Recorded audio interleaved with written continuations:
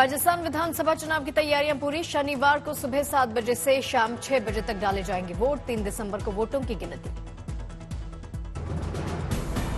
शनिवार को 199 विधानसभा सीटों पर होगा मतदान। एक सीट पर उम्मीदवार के निधन की वजह से बाद में होगा चुनाव। मतदान को देखते हुए सुरक्षा सख्त। करीब 1,70,000 जवानों की तैनाती। पुलिस के जवानों के साथ होमगार्ड्स भी तैनात। वोटिंग से पहले पीएम मोदी के बयान पर सचिन पायलट का पलटवार। कहा, मेरी चिंता करने की जरूरत नहीं, 3 दिसंबर को मिलेगा सबको जवाब। और पब्लिक का मूड बना चुकी है। कल जो मतदान होगा मुझे लगता है कांग्रेस के पक्ष में होगा। राजस्थान के बाद अब तेलंगाना में तेज हुआ बीजेपी का चुनावी अभियान। बीजेपी के दिग्गजों ने झोंकी ताकत।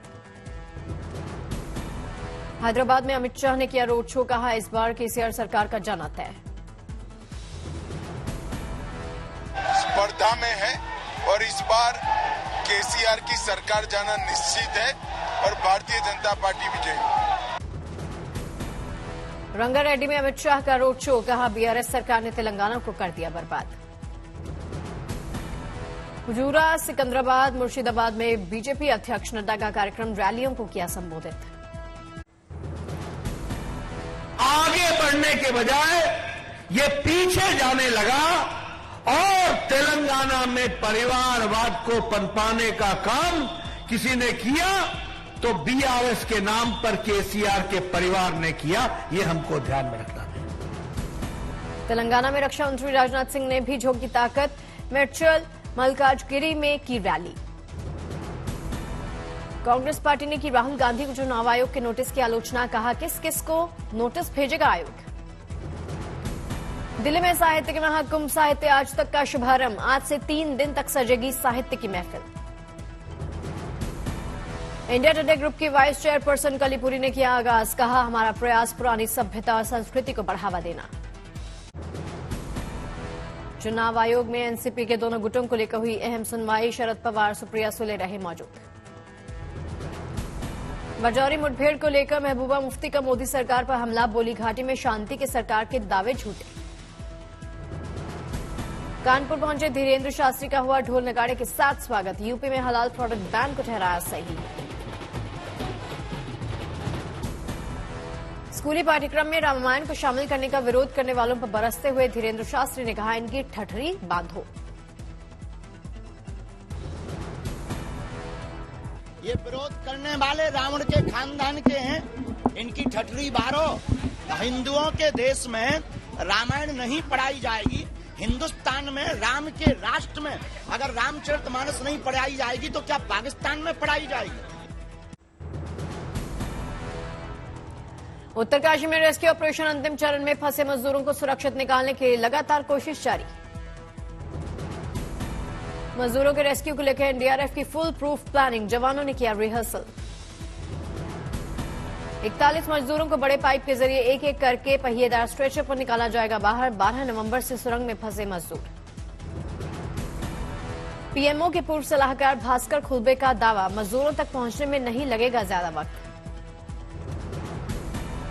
हमें 2 मैंगल्ड पाइप्स, बिल्कुल ही घूमे हुए मुड़े हुए पाइप्स मिले हैं। इसका मतलब पहले वो कहीं हमारे लिए उलझन कर रहे थे। अब हमारी उम्मीद काफी अच्छी बनी हुई है। टनल में अंदर जाने के लिए भेजे जाएंगे 6-6 मीटर के 3 पाइप। विशेषज्ञों के मुताबिक पाइप के जरिए बाहर आएंगे मजदूर। आपातकाल स्थिति के लिए हवाई मार्ग से भी ले जाने की व्यवस्था। बाहर आते ही सबसे पहले मजदूरों को दी जाएगी उचित मेडिकल सुविधा। सुरंग में चल रहे राहत और बचाव कार्यों पर सरकार की नजर। प्रधानमंत्री मोदी ने सीएम धामी से रेस्क्यू की जानकारी ली। पूरी एजेंसियां भारत सरकार की हों, राज्य सरकार की हों, सब मिलजुल कर इस ऑपरेशन को चला रही हैं। जल्दी ही हमें उम्मीद है भगवान की कृपा से कि जल्दी से जल्दी ये ऑपरेशन पूरा होगा। हमारे मजदूर भाई सभी बाहर आएंगे। 12 दिन के बाद भी मजदूरों की तबीयत बिल्कुल ठीक। उन्हें पाइप के जरिए दोनों टाइम पहुंचाया जा रहा खाना।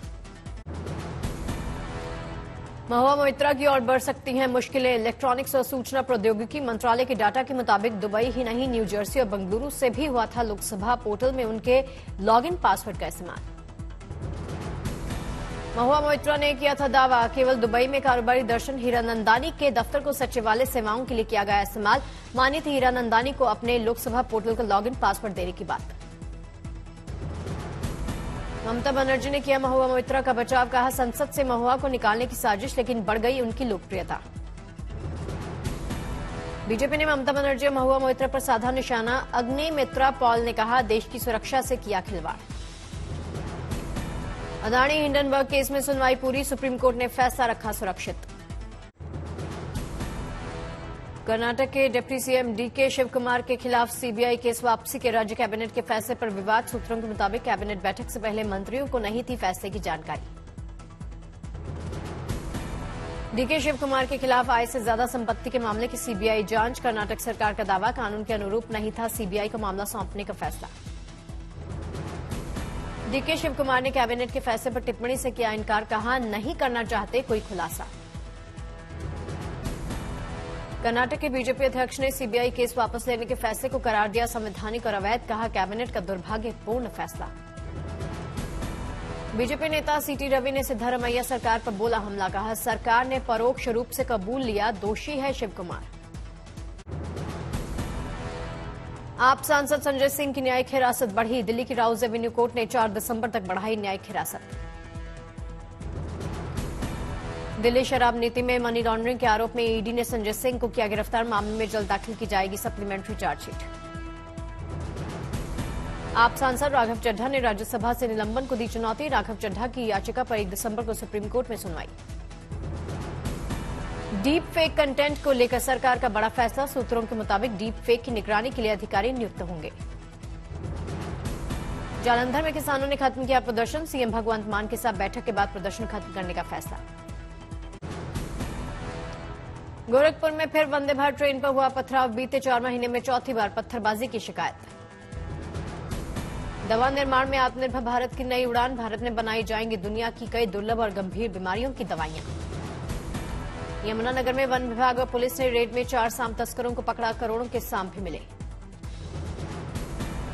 दिल्ली के हवा में घुला जहर। AQI स्तर गंभीर श्रेणी में बरकरार। मुंबई का AQI स्तर भी गंभीर श्रेणी में पहुंचा। बांद्रा इलाके की तस्वीरें सामने आई। रामलला की प्राण प्रतिष्ठा पर सीएम योगी का बड़ा बयान, कहा 22 जनवरी को भव्य राम मंदिर में रामलला विराजमान होंगे तो पूरी दुनिया के लिए अद्भुत क्षण होगा। गोरखनाथ मंदिर परिसर में आंवले के पेड़ के नीचे सीएम योगी ने प्रसाद ग्रहण किया। साधु संत और बीजेपी नेता भी रहे साथ।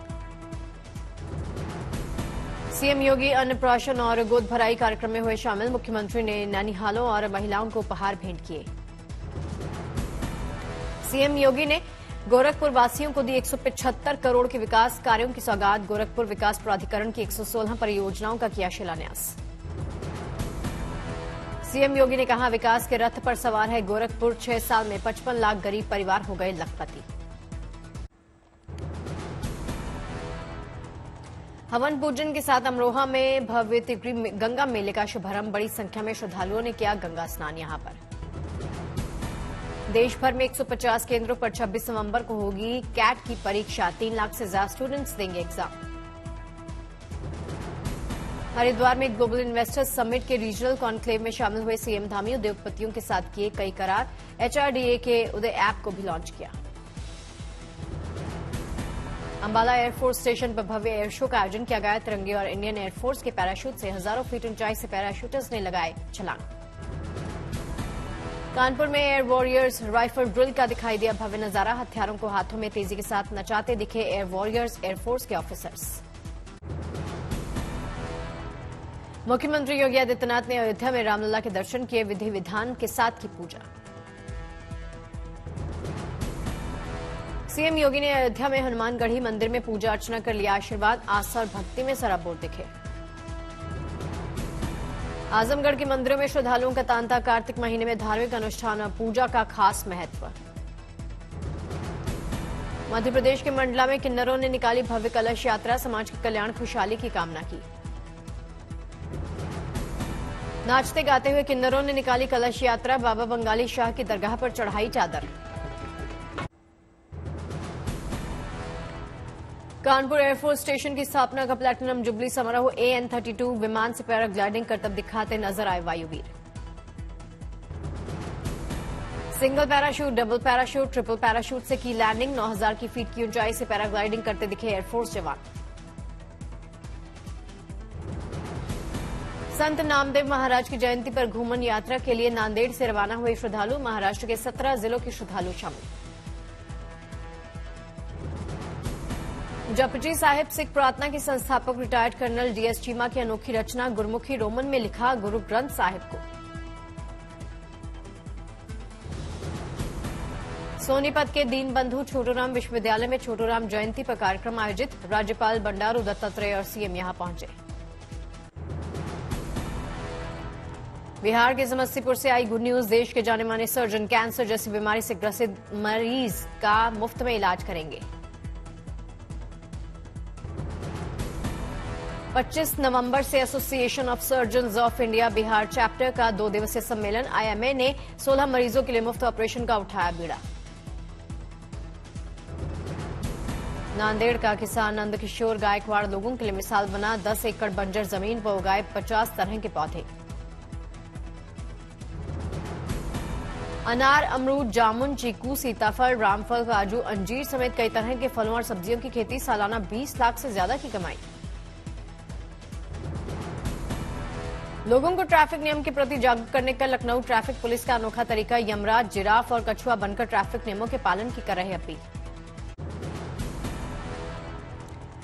दिल्ली के हजरत निजामुद्दीन इलाके में अवैध निर्माण पर तीसरे दिन भी चला बुलडोजर। बड़े भूभाग को करवाया गया अतिक्रमण मुक्त।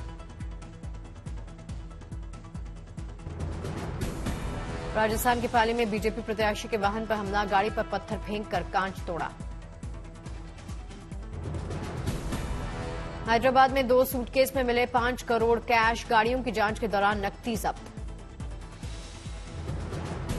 समस्तीपुर में रेल मंडल ने किए रेलवे सुरक्षा के पुख्ता इंतजाम। सहरसा दरभंगा स्टेशन पर ड्रोन कैमरा से निगरानी। मेरठ में पुलिस ने अवैध बंदूक फैक्ट्री का भंडाफोड़ किया। पुलिस ने एक अपराधी को गिरफ्तार किया।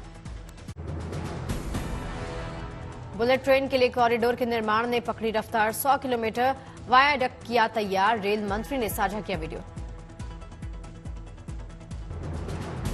बुलेट ट्रेन के लिए 230 किलोमीटर के रूट पर तैयार किए गए पिलर। 8 नदियों पर बन चुके हैं पुल। सूरत में ट्रैक बेड बिछाने का काम शुरू। तमिलनाडु के एक इलाके में आस्था का भव्य नजारा। धूमधाम से मनाया गया दीपम महोत्सव। यहां पर अयोध्या में बड़ा राम भक्त प्रोग्राम का आयोजन किया गया। मंत्रोच्चारण के साथ गूंजा माहौल। केरल के कोटाया में क्रिसमस और नववर्ष प्रदर्शनी का आयोजन। बड़ी संख्या में लोगों ने शिरकत की।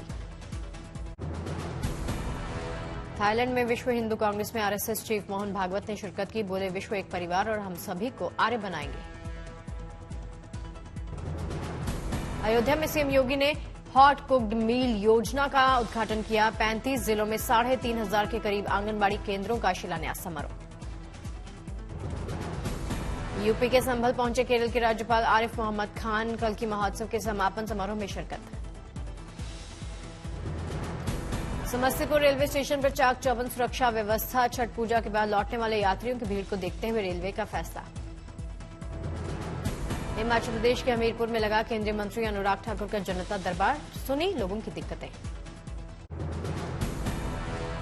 गाजा में युद्ध विराम के बीच में हमास के इजरायल के 13 बंधकों को रिहा किया। राहत कार्य में लगी संस्था रेड क्रॉस के हवाले से खबर।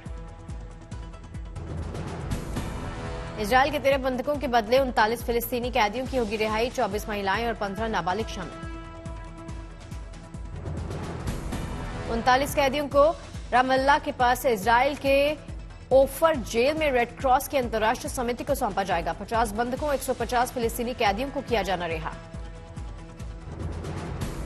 हमास ने सीज फायर के बाद थाईलैंड के 12 बंधकों को छोड़ा। थाईलैंड के प्रधानमंत्री ने पुष्टि की। अदला बदली। इजरायल हमास युद्ध में 4 दिवसीय संघर्ष विराम का हिस्सा। 7 अक्टूबर को हमास के हमले के बाद 2000 फिलिस्तीनियों को गिरफ्तार किया। फिलिस्तीन समर्थक प्रदर्शनकारियों ने न्यूयॉर्क में थैंक्स गिविंग परेड में डाली बाधा। लगा रहे थे फ्री पैलेस्टीन के नारे। फिलिस्तीनियों के समर्थन में क्यूबा में भी सड़कों पर उतरे लोग। हवाना में अमेरिकी दूतावास के सामने प्रदर्शन। चीन में बच्चों के अनजान किस्म के निमोनिया से बीमार होने के चलते अस्पतालों में भीड़। नई बीमारी ने बढ़ाई चिंता। विश्व स्वास्थ्य संगठन ने नए निमोनिया पर चीन से मांगी रिपोर्ट। बीजिंग और लियाओनिंग समेत कई इलाकों में बढ़ रहे केस। उत्तर कोरिया ने अपने पहले जासूसी उपग्रह के सफल लॉन्चिंग का मनाया जश्न। अपनी बेटी के साथ किम जोंग उन ने स्पेस एजेंसी कर्मचारियों संग खिंचवाई तस्वीर।